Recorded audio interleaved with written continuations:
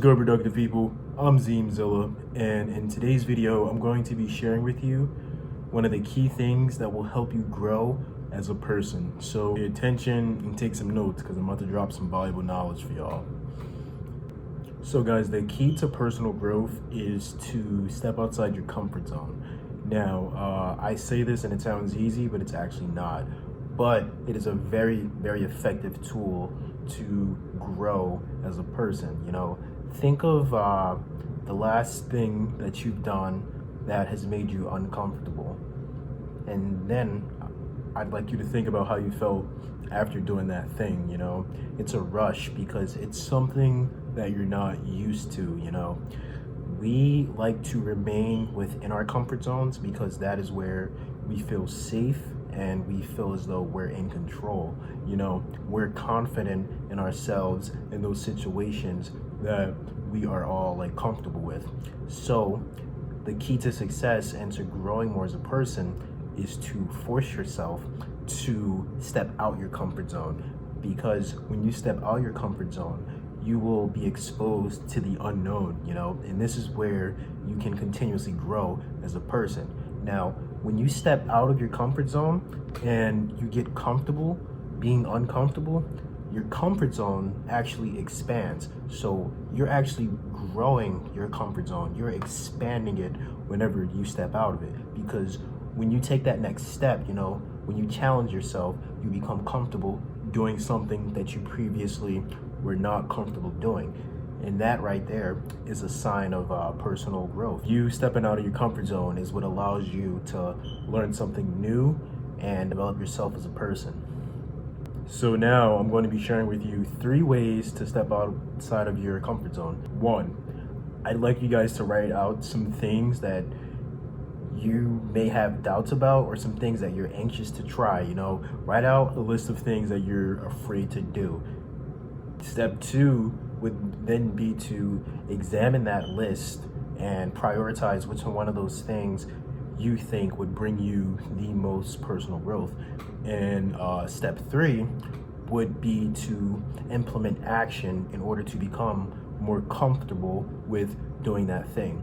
If you're someone that wants to be more comfortable in social settings, you can apply this method to achieve tremendous personal growth. So step 1 would be to identify your goal, which is to become better in like social settings. Step 2 is to prioritize that action and figure out a why. You know, why do you want that thing? And you want it so that you're able to be more effective in social situations. Now, step 3 is to implement action so that you can take tiny bit by bit steps to become better and better in social situations. So what type of action should you be taking?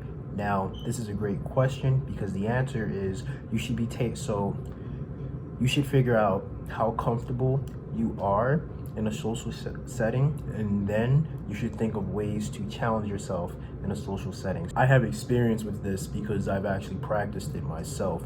And the way that I got started was I started out small. You know, if I were like walking around and I saw like a stranger that had like a nice jacket or some nice sneakers, I would just give them a nice innocent like compliment and just move on about my day. Now, most of the time I've received positive feedback from giving that compliment, and what that positive feedback did for me was it reinforced my course of action that I've taken. I tried something new and something positive resulted from it. That positive thing boosted my confidence and my comfortability with retrying it again. So I practiced and I practiced and I practiced and I got better. And eventually, instead of giving random compliments, now I'm able to walk up and just engage pretty much anyone in like a social situation. No one that's successful is completely within their comfort zone because they know that you have to continuously challenge yourself if you want to grow. You need to be able to adapt to any type of situation, and the only way that you're going to be able to adapt is if you become comfortable with being uncomfortable. Don't get me wrong, guys, being comfortable is okay, but if you remain comfortable for too long, that's how a lot of your time gets wasted.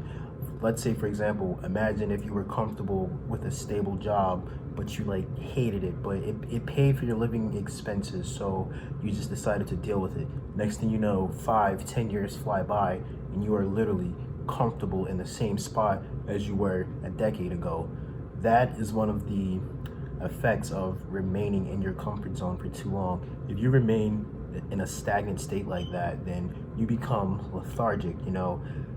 Your daily routine becomes like automatic. You're just going through the motions every day. If I'm doing the same actions every single day and I'm unhappy, that's when I know that I need to step out of my comfort zone. Because at the end of the day, guys, the baseline, your sanity, your mental health is above everything else.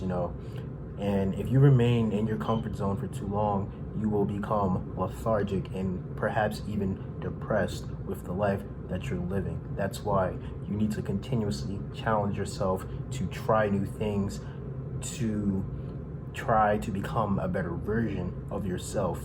And the best way to do this is to step outside of your comfort zone. The contrast between dopamine and serotonin is a great comparison to look at you within your comfort zone versus you when you step outside of your comfort zone. Dopamine offers you short-term gratification. It's like a happiness high. It's a quick drug, and you get it from doing things like quickly, But serotonin, on the other hand, serotonin is what motivates you. It's what fuels your body. You get serotonin from things like working out or like stress. Overcoming stressful things is what encourages serotonin to flow through your veins. That's the thing that's going to give you confidence and personal growth. Dopamine is for like pleasurable activities such as like eating junk food, playing games all day, things that we enjoy doing. Dopamine's okay, but it is often an indicator that you are within your comfort zone, which is not a bad thing. But serotonin builds upon long-term satisfaction, and you get serotonin from things that you have to work towards. So like exercising consistently is what builds your serotonin levels, and that's the thing that will keep you confident and healthy in the long run versus dopamine. The key difference with dopamine and serotonin is the effect that they have on our bodies. So dopamine is addictive, so we are addicted to being happy, gaining that short-term satisfaction. And that right there, that is the invisible prison cell that keeps us within our comfort zone, because we are addicted to the happy high. We chase it, whereas serotonin is non-addictive. We get our serotonin from long-term satisfaction through like building healthy habits that pay off. So yeah, like one is addictive, one isn't. And with dopamine, you're always going to be wanting more. You're always going to be wanting more and more things in life. But with serotonin, the non-addictive form, you will be happy with what you have and working on that thing and growing. So those are the key differences between those two and how they affect your comfort zone. I just really want you guys to get comfortable with being uncomfortable. So yeah, share this video, make sure to like and subscribe. But that's all I got for y'all. I'm Zeemzilla, and I'm out. Peace.